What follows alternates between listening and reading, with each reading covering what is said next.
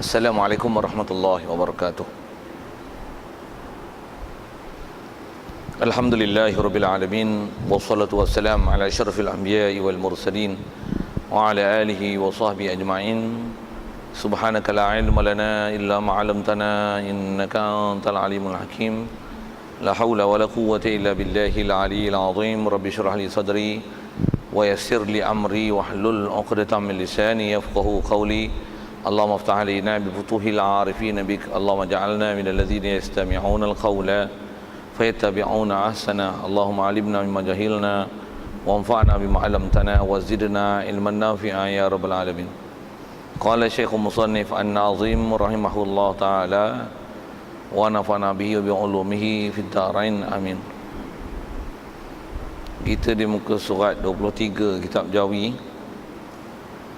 Wa qul yu'adul jismu bit tahqiqi an adamin wa qila an tafriqi mahdaini lakin dzal khilafi khussa bil anbiya wa man alaihim nussa wa fi i'adatil arad qawlani wa rujihat i'adatul ayani wa fi zaman qawlani wal hisabu haqqun wa ma fi haqqin irtiyabu fasayyi'atu 'indahu bil misli wal hasanatu du'ifat bil fadli wa bi ijtinabin lil kaba'ir tughfaru saghairu wajal wudu yukaffiru. Hadirin sekalian, pertama sekali syukur kita kepada Allah Taala, syukur nikmat hidup masih diberi, syukur kita dapat Islam. Lebih-lebih lagi syukur kita Allah Taala jadikan hati sanubari kita boleh mengia, membenarkan, menerima semua ajaran yang dibawa datang oleh Nabi kita Muhammad sallallahu alaihi wasallam.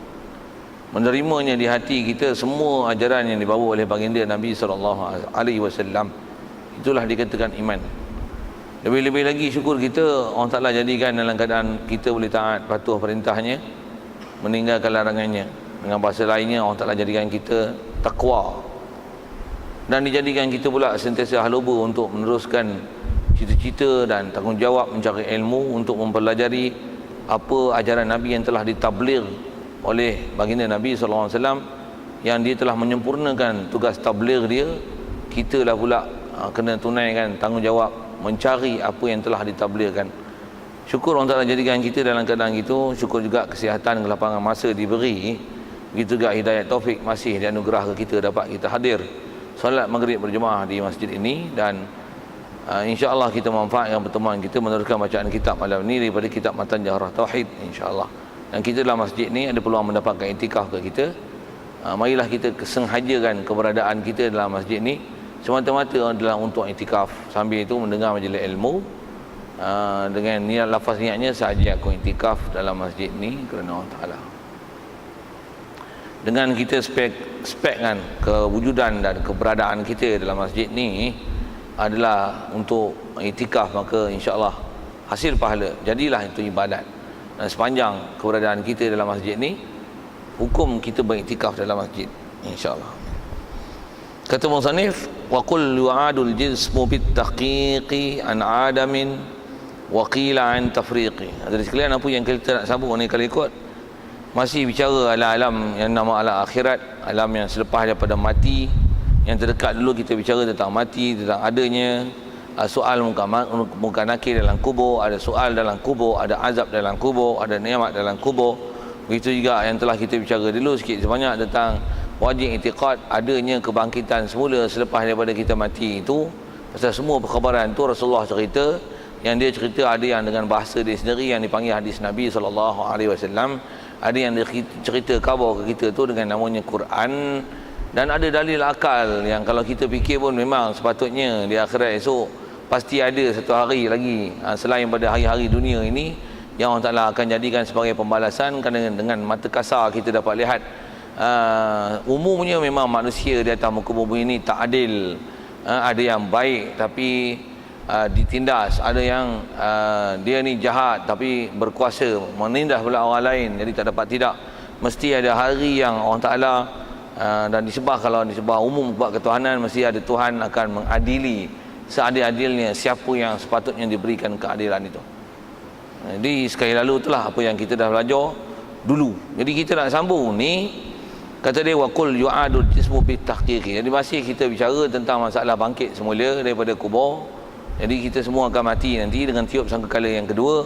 Baik yang dah lama mati, baru mati, semua akan mati belaka. Allah Ta'ala akan hidupkan balik malaikat Israfil untuk menunaikan tugas dia yang selanjutnya, itulah meniup sangkakala kali kedua, yang istilahnya dia panggil tiupan itu menghidupkan semula apa yang telah mati. Baik, bila hidup lepas mati tu kata dia waqul yu'adul jismu bitaqiqi. Kita nak bincang tentang tu. Bila hidup lepas semula tu, batang tubuh kita orang Ta'ala jadikan tu batang tubuh mana satu. Tu dia nak cerita. Dan i'tiqadkan oleh kamu. Jadi yang ni ialah mengikut jumhur ulama ahli sunnah wal jamaah. Satu, kita wajib i'tiqad. Apa dia? Bahawasanya dikembalikan tubuh itu dengan sebetulnya. Kita wajib i'tiqad memang betul batang tubuh kita ini akan dikembalikan balik. Walaupun sebelum daripada proses kiamat itu, kalau katalah kita dah mati sebelum daripada itu, apatah lagi dah mati sebelum pada kita lagi, tentulah proses dia berada dalam tanah begitu lama, dan umumnya orang dalam tanah ni akan hancur batang tubuh dia. Jadi bila dibangkitkan esok dengan tiup sangkakala kedua, adakah dibangkit dengan batang tubuh ataupun yang diadili itu hanya roh saja? Tentu bincangnya mengikut kaedah ahli sunnah wal jamaah, memang Allah Ta'ala akan kembalikan balik jasad kita serupa ini.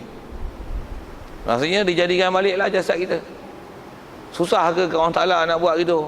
Ayat mudahnya, dulu tak ada pun dia boleh buat, apatah lagi dah dimatikan nak diadakan balik. Lagilah simple, hujah akal aja. Hujah akal aja. Baik. Jadi memang wajib i'tiqad bahawasanya tubuh ni akan dikembalikan. Dan tengok ayat disebut tu, kata dia dengan sebetulnya. Asal ayat sebetulnya tu dengan di bahasa Arab bitahqiq. Dengan sebetulnya maksudnya memang betul.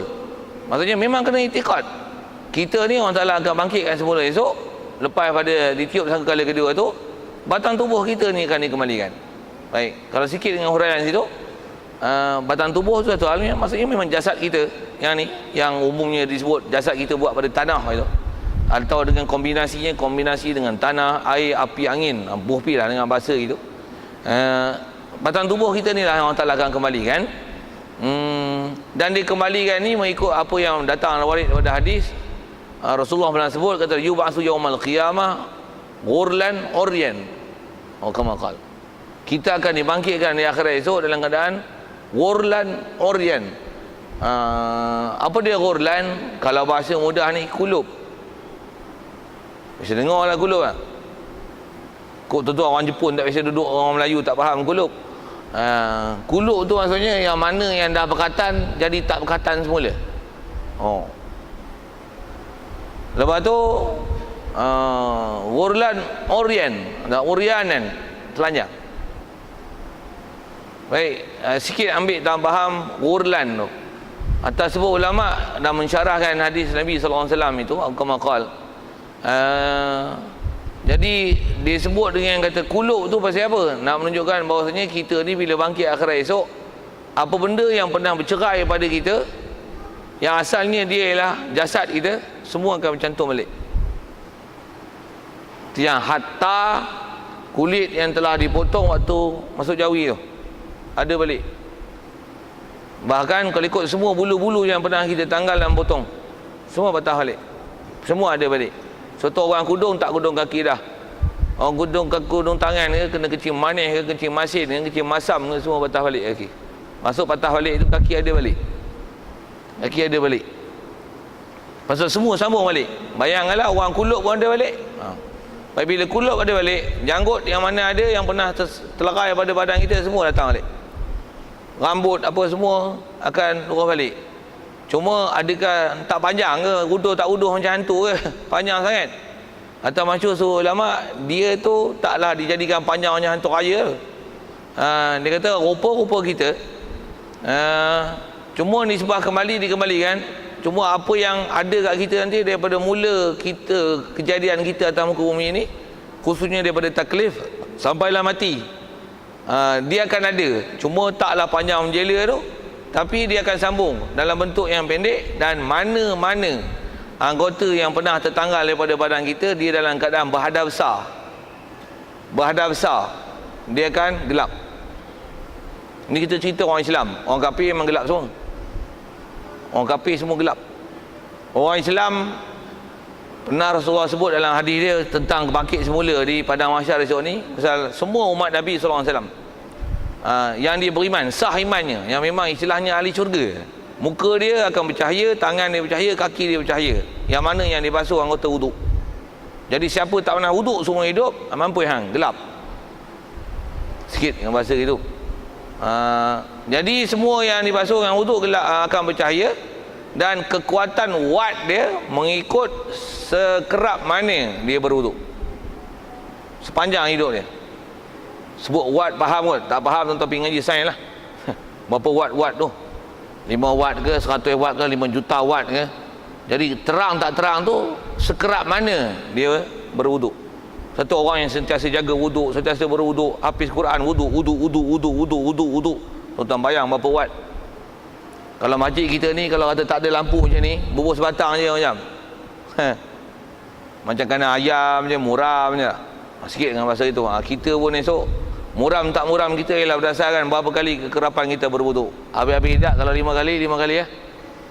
Dan kalau ikut nilaian wuduk kita tu untuk fardu, untuk sunat, semua dia ada kiraan watt dia tu. Cuma jangan tanya saya lah dengan detail berapa watt. Macam mana pun itu ialah antara yang pernah warid datang pada Rasulullah yang disebut yub'atsu yaumal qiyamah, dibangkitkan pada hari kiamat umat dia, kata Rasulullah, ghurran muhajjalin, bercahaya muka, muhajjalin, bersinar-sinar tangan dan kaki. Pernah ditanya oleh Rasulullah, macam mana nak kenal umat kamu dengan umat lain ya Rasulullah? Rasulullah kata, adakah kamu boleh kenal kalau kau tengok semua kuda hitam, dengan kuda ni dia hitam tapi muka dia dengan kaki dia empat putih. Rasulullah punya dengan bandingan tu, jawapan dia tak payah syarah panjang, nanti faham lah. Baik, jadi kalau faham ada hadis tu juga, rajin-rajinlah wuduk.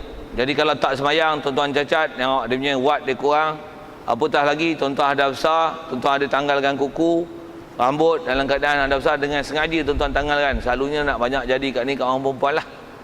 Satu ada hukum bekah, macam mana pun atas apa simak ulama, dia taklah jadi haram mencabut, memotong kuku, mencabut bulu, menggunting rambut dalam masa hadas besar, tidak lah. Tapi hukumnya makruh. Pasal apa? Pasal ada warid datang hadis yang menceritakan gitu tu apa? Mana-mana anggota kita yang terlerai daripada batang tubuh kita, dengan sengajanya kita tanggalkan dia dalam keadaan dia berhadap besar, maka dia akan balik di akhirat esok dalam keadaan gelap. Jadi nak elakkan gelap tu, dia berdosa tak lah tapi dia gelap, jadi huduhlah rupa sikit. Tuan-tuan ada parut, handsome tak? Macam tu lah. Taklah jadi tuan-tuan jadi ahli neraka kalau ada parut, tak lah, tapi huduh sikit. Itulah rupa, itulah bahasanya.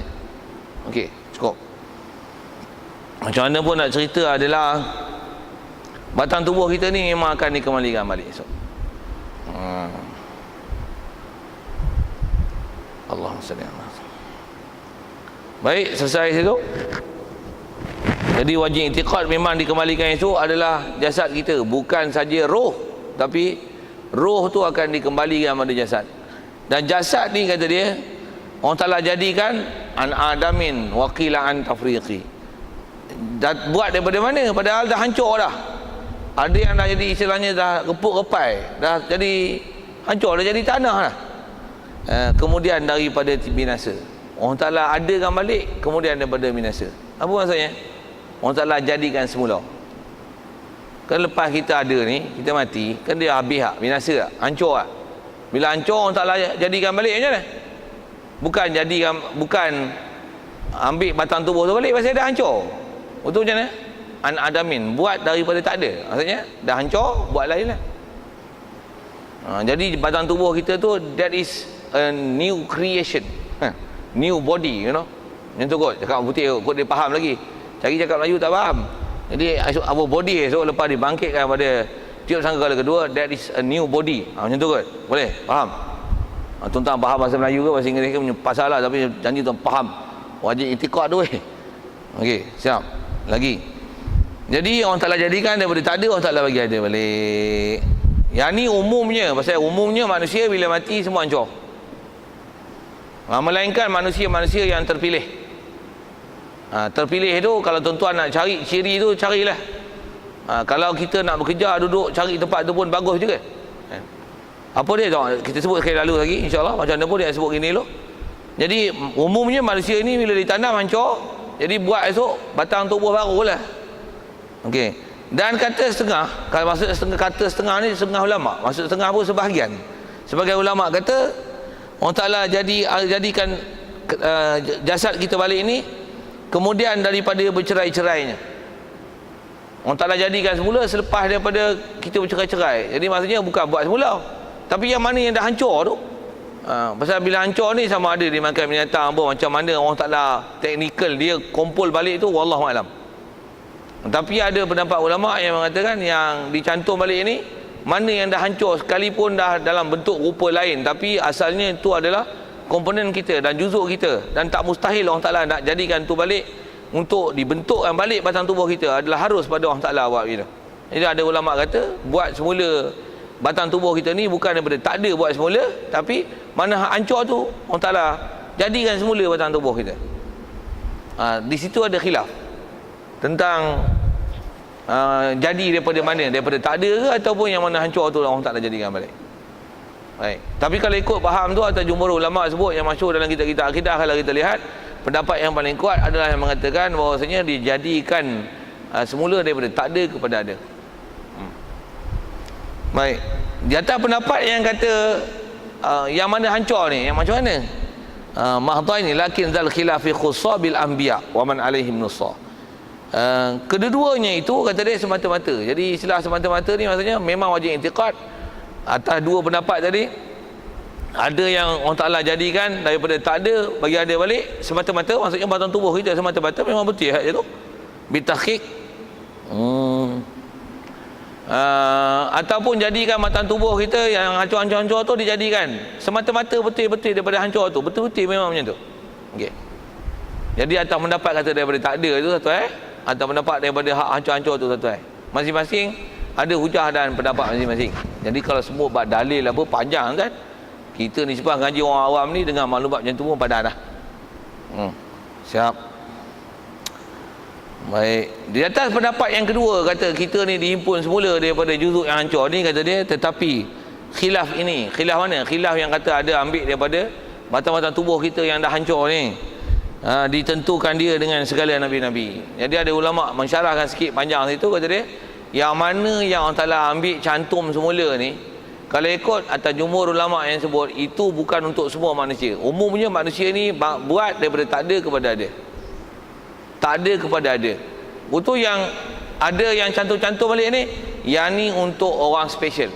Orang mana? Orang yang jasad dia tak makan bumi. Istilah yang disebut gitulah. Apa maksud jasad tak makan bumi? Jasad tak hancur. Siapa dia orang jasad tak hancur? Soal sikit. Firaun hancur? Tanya Firaun dulu kan. Abu Lahab hancur? Najib hancur? Tanya Najib pula lah. Tuan-tuan tak kerti jawab pula. Tuan-tuan kena ngaji balik, tobat pergi ngaji lain. Tuan-tuan tak faham maksudnya siapa yang hancur tak hancur. Kita hancur tak hancur kan? Jangan kata tuan-tuan saya hancur pasal syarat tak cukup. Macam mana nak jadi yang tak hancur? Siapa dia tak hancur? Tengok dia sebut nabi-nabi. Siapa nabi kalangan kita ada? Najib nabi? Tak ada. Saya pun tak nabi. Hancur lagi. Bila nabi termasuk dalam dia, nabi yang lebih tinggi pangkat dia rasul lah. Rasul tak hancur. Nabi tak hancur, rasul tak hancur lagi. Dan orang-orang yang telah datang nas atas mereka itu, dia tak sebut dengan panjang lebar siapa dia dengan spesifik, tapi dia sebut sifat. Apa dia? Yang ada nas kata dia tak hancur. Setakat pengetahuan tuan-tuan, muntah tengok buat keluar. Siapa dia lagi yang tak hancur? Nabi, rasul lagi. Tu yang suruh duduk ngaji dekat-dekat tu, duduk jauh nak dengar. Kuat sikit. Orang hafal Quran. Orang hafal Quran betul, tapi kena tambah sikit. Orang hafal Quran yang beramal dengan ilmu dia dan akidah betul. Kalau hafal Quran Syiah out. Hafal Quran Wahabi, out. Hafal Quran gila babi, out. Hafal Quran pahaman kebangsaan, out. Hafal Quran tak semayang, out. Hafal Quran ada kait. Lagi. Orang mati syahid. Orang mati syahid pun ada syarat. Nabi Rasul tak ada syarat. Nabi Rasul memang pilihan Allah Ta'ala. Hal lain semua bersyarat. Orang mati syahid ada syarat. Apa dia? Akidah betul. Wahabi out. Bupi kan? Hak mana kena sepak weh. Syiah out. Tak semayang out. Tak mengaji out. Tak semayang. Walaupun mati syahid tak semayang out. Ada hutang tak bayar mati syahid out. Out tuan. Itu ingat senang nak jadi orang special. Saya sebut ni renungkanlah. Itu saya je. Saya bukan Nabi, saya bukan Rasul, saya bukan mati syahid. Duk hidup lagi kalau mati tak ada. Lawak sambil-sambil tak gelau tak apa. Untuk hafal Quran adalah hafal sikit. Untuk macam mana? Tak layak kan. Satu kalau kita tengok yang terdekat di kalangan kita ni, ada yang kadang kubur dibongkar, banjir lah macam-macam kan. Memang ada sebagainya orang Ta'ala tunjukkan. Siapa dia tu? Macam mana pun kalau sebut sekali lalu, antara orang yang jasad dia tak hancur ni selain daripada Nabi, Rasul dan orang mati syahid, adalah orang-orang yang tu ya, istilahnya hafal Quran dan beramal dengan ilmu dia. Lagi siapa dia? Orang-orang yang memang akidah dia semua dalam bab-bab macam ni, syarat besar dia mesti akidah sahih. Akidah mesti betul dulu. Satu akidah tuan dia benda asas. Nak jadi dapat kelebihan apa-apa buat akhirat, akidah begitu-betul. Akidah mesti betul. Akidah tak betul, out. Walaupun mati sebut la ilaha illallah, tapi Syiah out. Walaupun sebut la ilaha illallah. Apa dia nak sebut? Ataupun sebut la ilaha illallah tapi dia faham Allah ada di langit. Walaupun mati sebut la ilaha illallah, out. Pasal apa? Wahabi. Doi itikad orang Ta'ala bertempat. Out. Pasal fahaman Tuhan salah. Walaupun dia kata Tuhan dia Allah, tapi dia kata Allah mana? Allah ada muka, out. Habis. Walaupun orang mati mengucap kalimah la ilaha illallah. Pasal ada tak bertentangan dengan hadis-hadis lain. Ada hadis sebut la ilaha illallah, hadis yang kata ada istilah syirik, ada istilah tasyabuh, ada memisilkan, menyerupakan Allah Ta'ala dengan satu akidah tak betul. Baik, benda besar mesti akidah. Lagi umumnya amal soleh. Itu antara orang yang istimewa. Amal soleh ni memang soleh betul ya. Umum nak sebut prinsip tu. Yang tu ada nas-nas sebut. Satu orang yang kadang masa sakit, dia sakit sangat teruk tuan, tapi sabar, senyum, tak pernah cerita dan mengeluh tentang kesakitan dia pada orang lain. Yes. Biasa hal ni mati, jasad tak rosak. Atau seumpama tu lah. Nak sebut pun banyak ciri kita tak sampai. Tapi nak sebut tentulah asalnya. Allahumma salli ala. Nak kata antara orang yang mereka ni bila ditiup sangkakala kedua, dibangkitkan ni bukan dengan dijadikan daripada tak ada kepada ada, tapi orang telah cantumkan semula juzuk-juzuk mereka yang telah hancur-hancur, sama dah hancur dipotong, hancur dikerat, hancur dibaham rimau, ditelan ular sawa, apa sajalah seumpama itu, orang telah cantumkan balik juzuk-juzuk mereka. Pasal juzuk mereka tak akan hancur. Tak akan hancur. Siap. Satu di atas faham kata kita dia hantar balik. Satu jagalah bab-bab tu, walaupun istilahnya makruh, benda tu tak elok. Apa dia? Hadap besar jangan, tanggalkan kuku, rambut, gunting misai. Orang lelaki jarang, orang perempuan lah ada sikit. Cuma pada masa tu macam mana? Masa tu duk haid, duk nifas, tambah masa nifas, bukan gaduh nak sembahyang, biarlah kuku panjang pun. Tapi memang kadang dia susah agak tu. Memang susah, tapi bersusah di atas taat perintah Allah Ta'ala. Benda yang dia tak beri potong, melainkan kalau istilahnya jadi mudarat, kuku tu kopik, sasap darah, potong. Masa duk haid, masa duk nifas, bulu mata panjang, tutup mata sampai tak nampak, potong. Yang mana ada mudarat tu ngaji fiqah lah. Takkan tak ngaji fiqah langsung kot. Tak ada lah, tanyalah pada orang yang berhenti dalam nak menyelesaikan apa-apa konflik yang timbul dalam bab tu. Macam mana pun umumnya, jangan potong apa yang tak boleh potong lah. Macam mana pun haram berdosa je. Haram tidak, tapi ropoh uduh lah sikit. Itu lah bahasa. Satu yang ulama kata makruh. Pasal dia tak sampai tahap haram, tapi larangan potong tu ada. Okey, siap. Habis tu. Kalau ikut Yang ni baru dia sebut tentang wajibnya kita i'tiqad tiup sangkakala tu.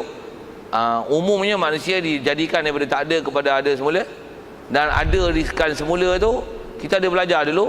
Allah Ta'ala jadikan kita balik daripada asasnya ajbul zanab. Apa ajbul zanab? Dia lah tulang cenonggin, tulang tunggin, tulang mencurut, macam-macam bahasa kita pernah bicara dulu.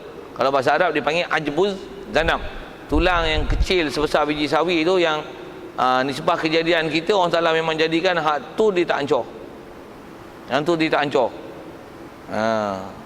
Masyhur sebut atas bahasa ulama, kita dijadikan semula esok daripada hak tu, seolah-olah dia macam benih, jadikan kita balik.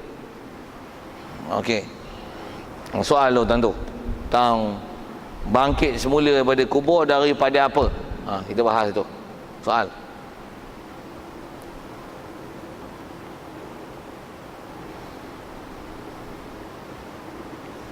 Baik, ada sambung. Wa fi i'adatil arad qaulani wa rujjihat i'adatul a'yani. Dan pada dikembalikan rupa itu ada dua kaul. Satu kaul ulama menguatkan perkembaliannya rupa seperti keadaan rupa yang asal. Okey, yang ni masalah rupa pula. Kata dia wa fi i'adatil arad qaulani, pada dikembalikan rupa. Rupa apa? Rupa kita lah akhirat esok. Allah Ta'ala jadikan kita body, the new body. Muka sekupang kita ni memang new body kan? Masa kita jasad kita hancur, kita orang tak cukup syarat. Kalau nak cukup syarat, tuan-tuan bagi iman elok, amalan elok, ada panggilan jihad, pergi kot-kot boleh mati syahid. Tapi jangan panggilan jihad di Malaysia, tak jadi. Malaysia kalau tuan-tuan duduk kat Sulu ke, kan ada perang kat Sulu ke tu, duduk dekat Memali ke, yang jadi askar-askar polis Memali tu lah, ataupun tuan-tuan pergi lawan komunis ke, kalau komunis ada lagi lah, ataupun tuan-tuan pergi lawan dengan Jepun ke, semua tu tuan-tuan tak jadi mati syahid. Siapa?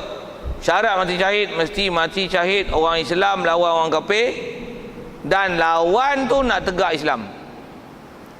Bukit Kepong tegak Islam tak? Betul tak tu? Itu pertahankan tentera British. Komunis yang lawan askar Melayu ke, polis Melayu ke, askar polis hutan dulu, pertahankan Malaysia daripada komunis itu, pertahankan negara Islam ke? Pertahankan Malaysia rukun negara, nak ada pertahankan Islam. Yang tentera-tentera Malaysia yang lawan Jepun dulu tu mati syahid tak? Lawan memang dengan Jepun, tapi pertahankan British. Allah, semua tak boleh pakai. Waktu tu memang tak mati syahid pun tuan-tuan. Dia orang tu dimandikan tak? Askar-askar tu ada bekas askar ni? Ada? Dia orang semua tak ada ni, semua tak ada askar. Oh, tak pernah latihan askar sungguh. Dia orang tu dimandikan tak? Askar-askar kita tu mandi tak? Mandi. Kapan? Semayang. Tak mati syahid lah tu. Alamak, takkan tak faham fiqah. Kalau mati syahid kenapa? Mana ada mandi, mana ada semayang, kapan je? Yang ni orang pakai tu, balok je, bagi habis, putih. Lepas tu, tak ada semayang mayat. Lepas tu, tanam. Tak payah doa untuk dia, Allah mafilahu. Dia syafaat yang kita esok. Ada kawan dengan dia, ada bagi peluru ke dia? Support dia tu tak? Sokong dia tak? Like tak? Share file dengan dia? Tak ada, out. Mampu dia tak lagi syafaat.